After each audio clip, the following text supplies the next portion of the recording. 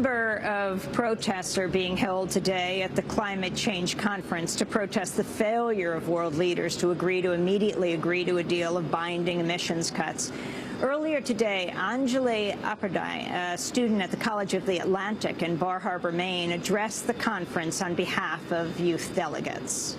Now I'd like to give the floor to Ms. Anjali Appadurai with College of the Atlantic, who will speak on behalf of youth non-governmental organizations.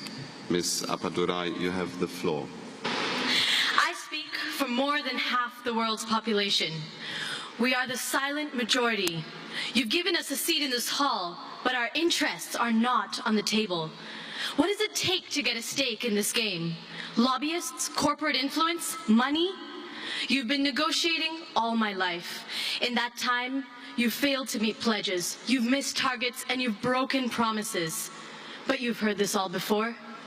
We're in Africa, home to communities on the front line of climate change. The world's poorest countries need funding for adaptation now. The Horn of Africa and those nearby in Kwamashu needed it yesterday. But as 2012 dawns, our Green Climate Fund remains empty. The International Energy Agency tells us we have 5 years until the window to avoid irreversible climate change closes. The science tells us that we have 5 years maximum. You're saying, give us 10.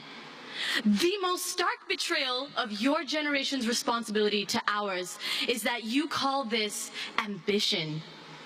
Where is the courage in these rooms?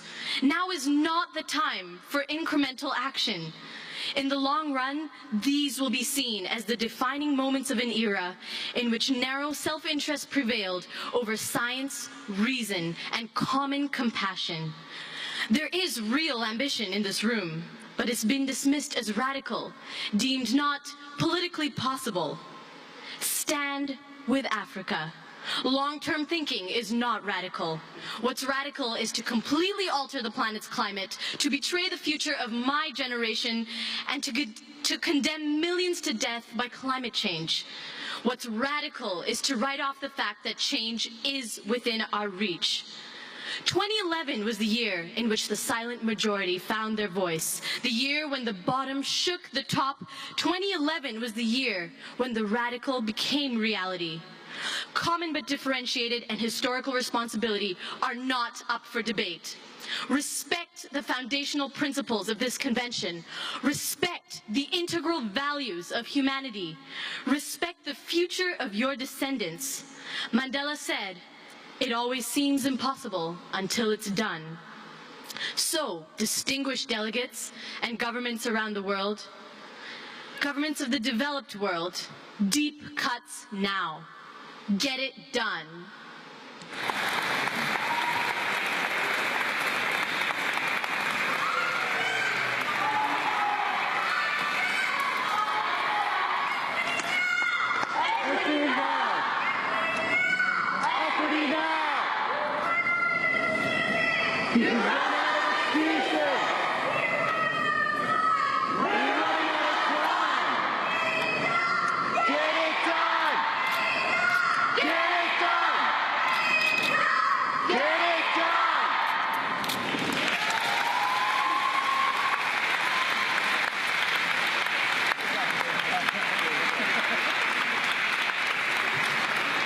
Thank you, Ms. Appadurai, who was speaking on behalf of half of the world's population, I think she said at the beginning.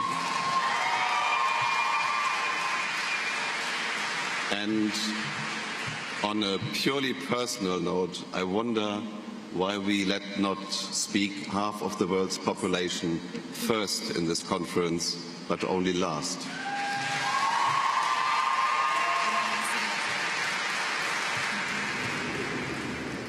That was a speech by Anjali Appadurai here in Durban at the UN climate change talks. Just after her speech, as you heard, she led a mic check from the stage, a move inspired by the Occupy Wall Street protests around the world.